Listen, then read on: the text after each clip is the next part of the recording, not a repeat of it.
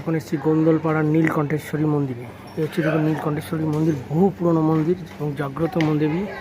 আজ নীলকণ্ঠেশ্বরী মন্দিরে কাছে এসেছি।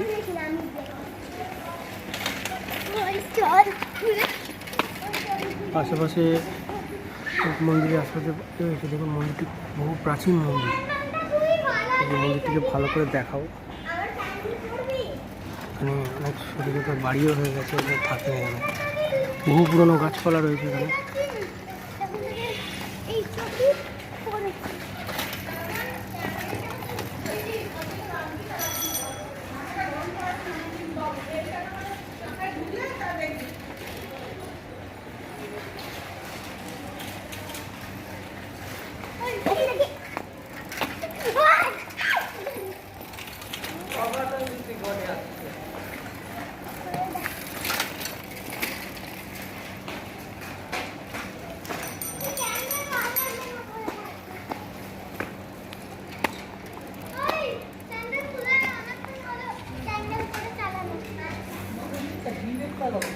বিবেক থাকবে না, আমি অনেক আস্তে আস্তে সাইকেল চালিয়েছি।